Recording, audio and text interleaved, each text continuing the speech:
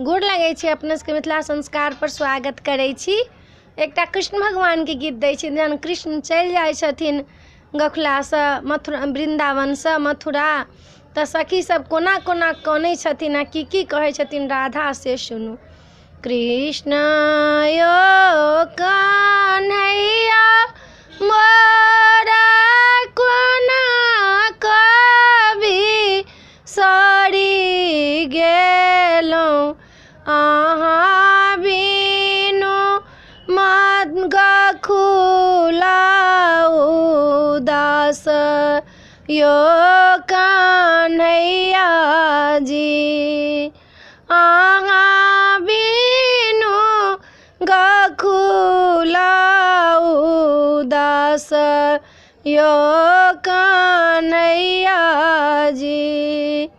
वृन्दावन में रहै छलौं गैया चरबै छलौं घूमी घूमी बनसी बजेलौं यो कन्हैया जी घूमी घूमी बनसी बजेलौं यो कन्हैया जी।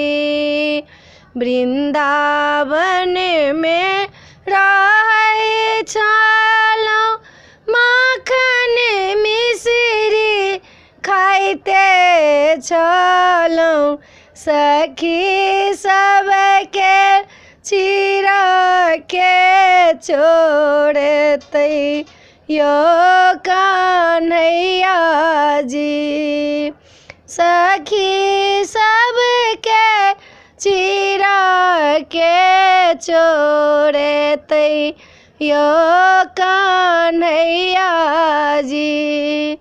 वृन्दावन में रहै छलौं ग्वाला बाला खेलै छलौं काली नाग के कोना यहाँ नथलौं यो कन्हैया जी काली नाग के कोना यहाँ नथलौं यो कन्हैया जी।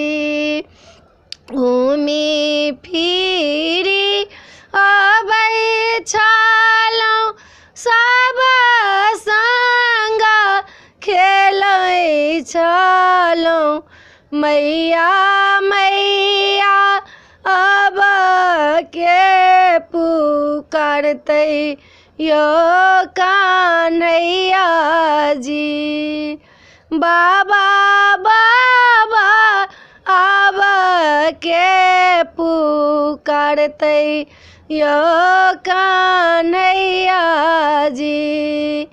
कृष्ण यो कन्हैया मोरा कोना कभी सरी गेलौं अहाँ बिनु वृन्दावन उदास यो कन्हैया जी।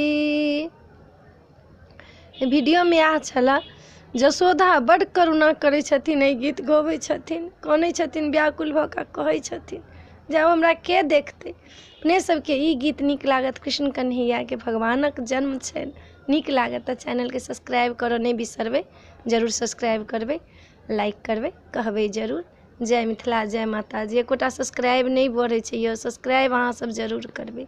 जय मिथिला जय माता जी।